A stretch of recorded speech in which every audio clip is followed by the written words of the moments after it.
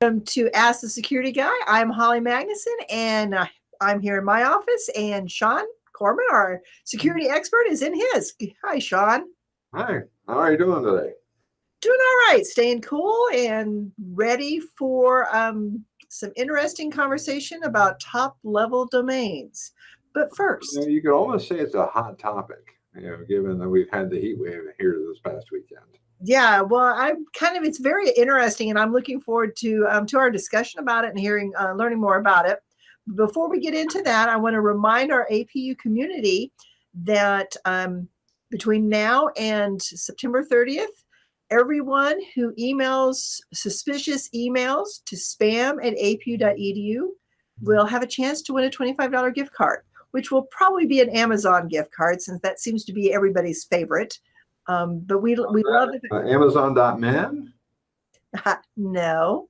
Oh. Amazon.com. Let's see. I can tell you're anxious to talk about this topic. So again, this is for our APU community.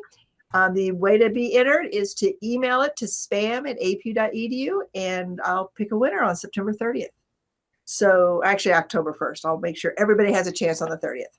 So Sean, top level domains. Why do I care?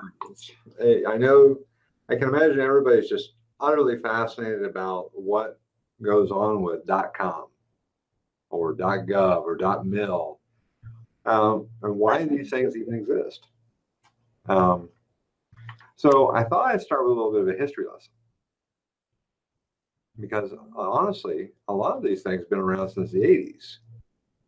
So it's been a little while, and there's kind of an evolution. And I found a really neat infographic I'd like to share that kind of walks us through the evolution of how we went from .com to .fun. You like .fun? Maybe. We'll see.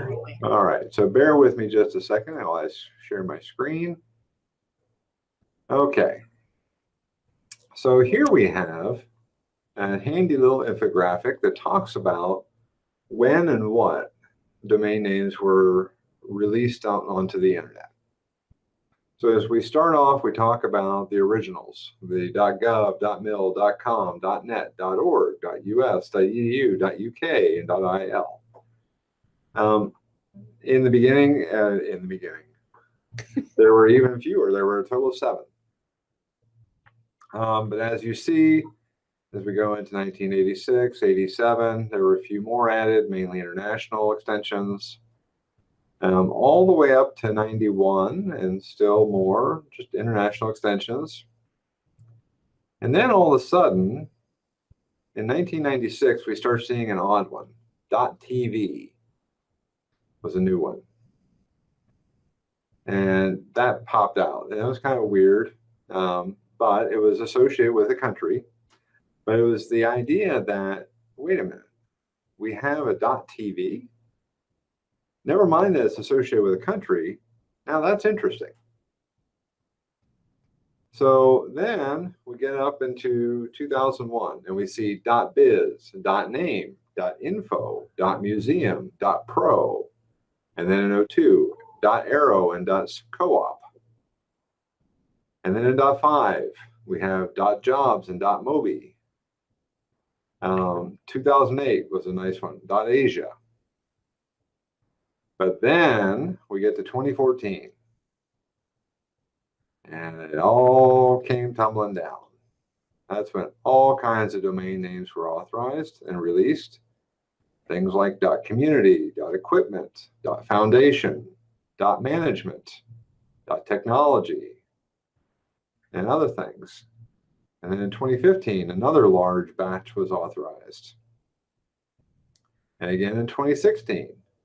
And this particular infographic ends with 2016. But these large batches were also authorized in 2017. There's another large group allowed. So what started out with 7 top-level domains, or think of it as .com, turned into over 1,500. Absolutely crazy. As of today, there are 1,578.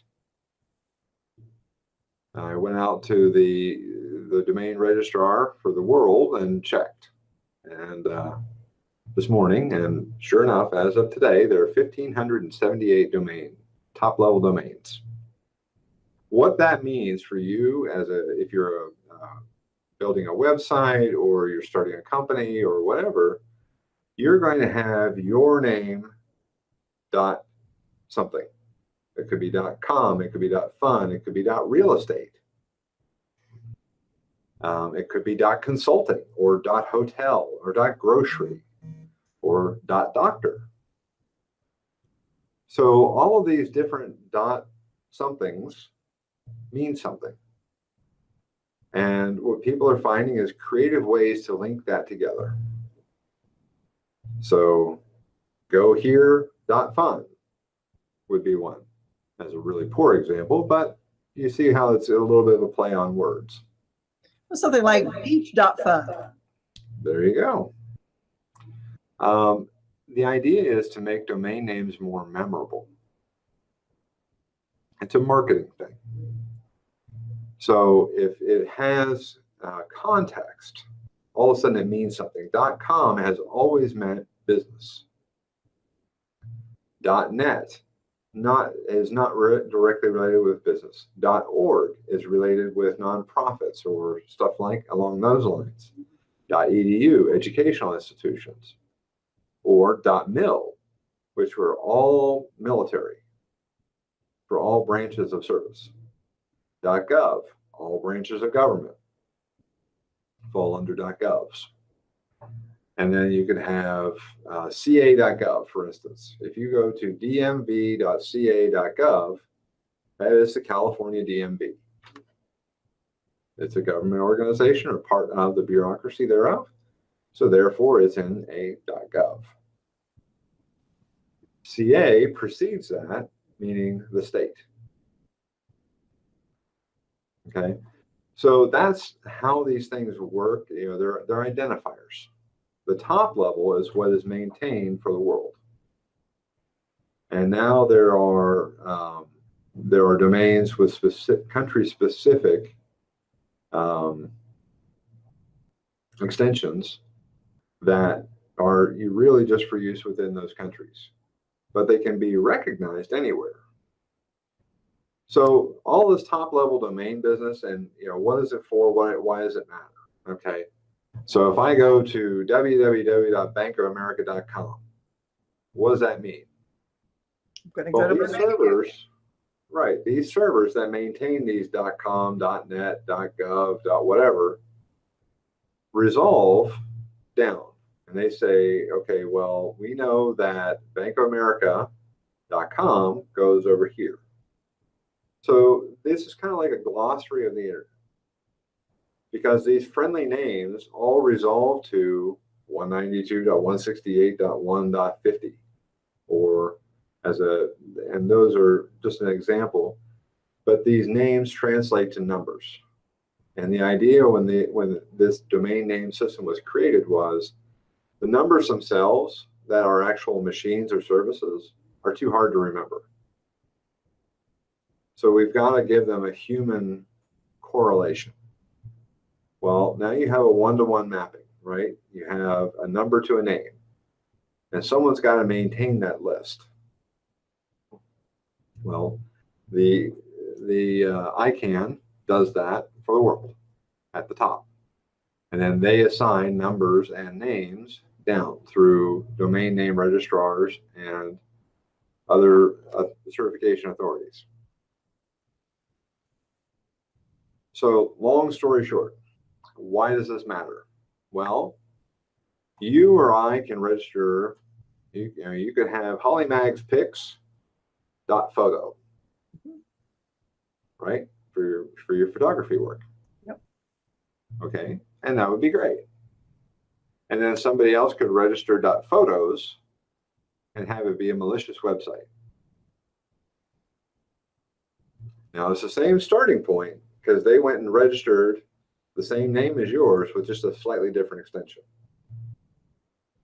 So that's how bad guys use domain names like these, and how the proliferation and expansion up to 1,500 different extensions is like a smorgasbord for them. Because now they can go out and they can find close correlations to known good names. So Kroger.com or Albertsons.com. And maybe they'll go register Albertsons.grocery because someone at Albertsons didn't keep up with this expansion of the name availability. And they'll make it look like Albertsons all the way up to checkout where they skim your credit card information. Or, even like Disney.fun. How many kids would go to that without even thinking twice? Right. So for companies, this has created something of a nightmare because now they have to register proactively all these other names and spend money doing it at the domain name registrars to claim ownership of these so that they aren't spoofed, so that close correlation isn't made. A big one that was really popular a few years ago was .co. Well, .co was originally provisioned to be a shorter version of .com. .co and .com were meant to be the same. Well, what we saw was a lot of .cos being used for shady websites that had the same names as legitimate websites on the .com extension. So you could have bankofamerica.com and then bankofamerica.co. And bankofamerica.co is going to ask you for your PIN. Kind of weird. Not really a good thing. Big red flags should pop out of your head right now. Yep. No, they don't need your PIN number. Yeah, exactly. So that's how this went. And that's what we're seeing now is a proliferation of bad domain names being used. So one of the security sources on the internet that we like a lot has produced the top 10 list for 2018. All right, so we have our top 10 list. I'll go ahead and start that screen share now. Okay, here we go. Starting at number 1, .men. Number 2, .gdn. Number 3, .work. Number 4, .click. Number 5, .loan. Number 6, .top. Number 7, .cf. Number 8, .gq. Number 9, .ml. And lastly, but not least, number 10, GA. Interesting. The .loan makes a lot of sense. I said the .loan makes a lot of sense. People, hey, I need a loan. Yeah, that one's kind of scary because you give the bank all your information when you go for a loan. Yeah. Well, and .men also makes a lot of sense for a very specific industry. .work during the economy downturn was a huge one for fake employment websites. When people were looking for jobs very desperately. .work domains started really proliferating. .click, .loan, .top. You can start thinking about what word would you put in front of these to make it catchy. Mm-hmm. And that's where it gets really interesting really quick. So I guess the big question is how, if we're surfing the web, do a Google search, this pops up. What can we do to know? What do we look for to know whether this is a safe site or if we're going down the rabbit hole in a big bad way? So one of the simplest ways is it spelled right? Because most commonly what you're going to find is, I'm going to pick on Bank of America again. We saw a couple years ago a proliferation of bankofamerica.com, .ca, or .co following the .com. So what you're going to look for is things that don't make sense. If it's bankofamerica.com and then there's another dot and something else, your first question should be why, and second action should be don't click on it. That's that big red flag. Right. For us, I mean, we've got the bounty program out there, but you can always email spam@ap.edu and give us a domain name that you're looking at and say, hey, I want to click on this. Is this legitimate or not? And one of our team here in IMT will gladly take a look at it and respond back to you quickly and say yes or no. Because we have the tools and the systems set up so that if it is a bad website, our systems will take the hit, not yours. And our systems are set up for that. But there's two major ways these domains are used. One is for email, as an email source. So john@fun.work, okay, would be an example. So all of a sudden you get an email from that address. And in that email is a link to bad.min. Okay. Well, it's kind of an interesting domain name, so maybe it's going to have some people interested in clicking on it. That is the catch-22 of this whole thing. These dot extensions are interesting. They were really focused on providing context and really empowering some good marketing, and helping people find things that were relatable or of interest to them, and helping people find what they're looking for. Well, bad guys know that and are taking the same tools and using it for nefarious purposes. So again, if the red flags are popping up, if something you're looking at just doesn't ring right, send us an email and ask. Or if you get an email from one of these domains or has a reference to one of those domains, send it to us. We'd love to see them. Yes, please. Yes, spam@apu.edu. And we've got gift cards to prove it. So we're definitely looking forward to some engagement from the community and seeing what's coming back. And I'm really interested to see what the bounty program is going to bring in.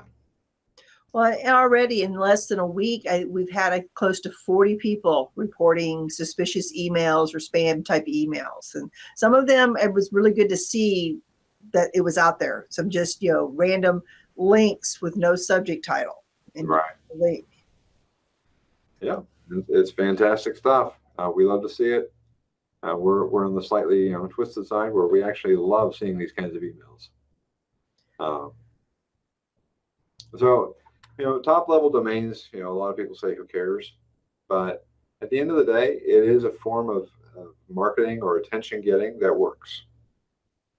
And unfortunately, for people who want to do it for the right reasons, they have to be very diligent, very good at creating good websites to make up for the bad ones that are being created.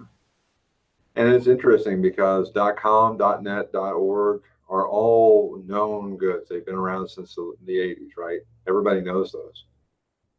But there are all these other options out there that, used in the right hands, have complete validity. But they're slow in gaining traction because they're being also misused at the same time. But to be completely honest with you, there are thousands and thousands, if not millions, of bad .com domains too, and .org and .net. There's evil domains, a plethora of evil domains in there too. For the purposes of this webcast, we wanted to talk about the newer ones. And it just kind of goes back to that common sense, having good antivirus, having good malware, protection, and paying attention to what is being asked when you're on a website. Yep. Yeah, don't just skim. Pay attention to what's up in that address bar at the top in the browser. If it looks funny or if it looks strange, bail. Time to get out. Well, again, if you have any more questions about that, you've gotten some of these fun emails, let us know. If you have questions about security related things, you can send that email to iso@apu.edu. But again, spam emails, suspicious looking emails, you can send those to spam@apu.edu. Absolutely. We look forward to seeing them. Any other thoughts, Sean? I think that about covers it for today. I don't want to put our viewers to sleep. So with that, we will sign off. And again, we'd love to have your comments. Share the video with family and friends. Subscribe to the channel if you haven't. And we'll be back probably in August with who knows what kind of exciting stuff. So bye for now. All right.